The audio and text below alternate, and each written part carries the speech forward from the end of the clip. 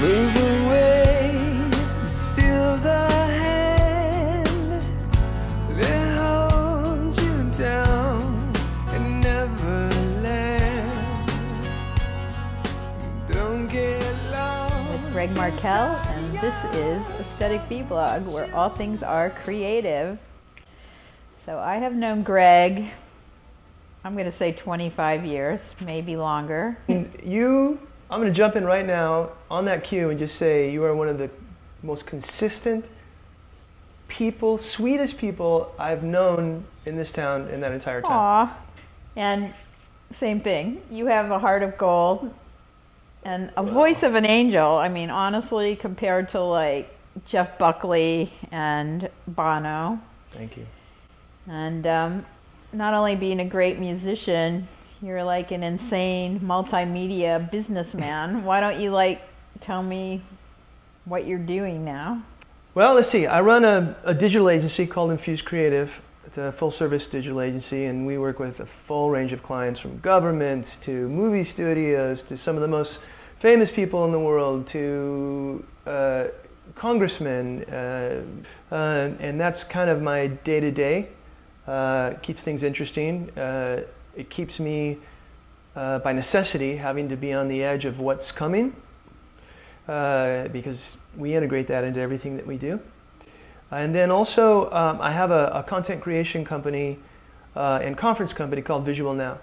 And that's partnered with a successful cable TV director and producer named Robin Berg. And then also I have a startup called Love Life, with two I's. And Love Life is going to utilize technology to make people's love lives better. And then in addition to that, I'm trying to make music. I'm trying to finish an EP. And the EP is being mixed by John Yosh, who's a 7-time Grammy winner, won 2 Grammys at the last Grammys. Well, tell me about your process. I mean, when you're creating, how does it come to you? There's 2 categories for me personally that come to mind. One is, hey, I'm a songwriter, I'm a craftsman, so I'm just going to sit down and do it.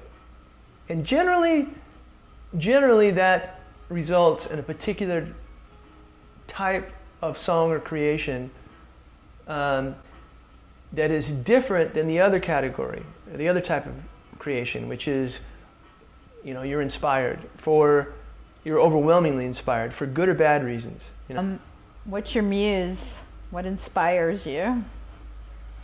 Well, I'll get the traditional out of the way, right? Because everybody and their mother writes about love, romantic love, and or whatever sex that you may be into, whether it's the opposite sex or the same sex, and the ups and downs of that experience. And all the songs we've heard about dysfunctional relationships or challenges, or, for example, I don't think Leonard Cohen was writing about a happy relationship when he wrote Hallelujah, but I could be wrong. One of the songs I'm working on right now that I'm excited about is, it's called When the Stars Align, and I'm writing it with a real-life rocket scientist and possibly an astronaut that people would know, but I can't say anything about that yet. Wow. I'm hoping that happens. Since you are in the tech world as well, where do you see the music business and the internet and all those things that go on social media-wise going? I've been in the old model, right? I was a Warner Brothers artist with 2 records, 5 years. And then I've been on the digital side while the new model has emerged.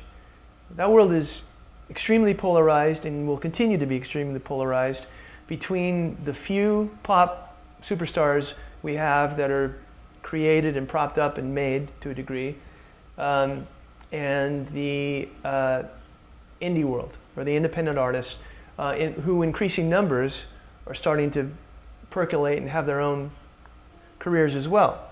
There's more than a few YouTube artists now that have established careers through their YouTube exposure, and are touring as well. What that says to me is, well, if I'm in a rock band, then the major label isn't a place for me. I need to build my own universe. I need to, and what's interesting for me as an artist is bands need to become multidisciplined. It's not just about playing the guitar anymore. They need to utilize all these channels and all these digital technologies as instrument extensions. Do you have any advice for people out there? Well, the first thing I'd say is ask yourself why you're doing what you're doing. If it's ego-driven, if you want people to bow before you and tell you how great you are, that's a dangerous, slippery slope, and you better be super awesome, and you probably need to be on a major label to feed that monster. So if you're, check your motivation. If you're ego-driven, well, you need to go down a certain path. If you're an artist, and this is really where I wanted to go with this, if you see yourself as an artist, that you have something to share with the world, either in voice and or music, well then, an artist's life is an artist's life, whether anyone is paying attention or not. Look at what Van Gogh did. He continued to create. If you're doing it to be an artist, then live the life of an artist. Create, create, create. So is there anything else you want to add? Support Vicky. She loves musicians. I mean, you're looking at a real human being with a real kind heart who has supported musicians for years. She is an artist. An artist. And she's the most genuine person, and thank you. That's a win-win. I like it. Thank you. So how do people find you on the web?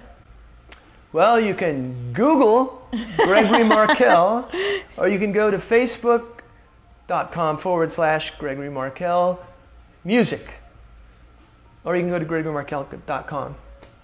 Well, thank you so much. I really appreciate you taking the time. Thank you very much. I appreciate your time. It's Aesthetic Vlog signing off. And I'm not the one sent by the devil. I'm not the one put here to destroy you.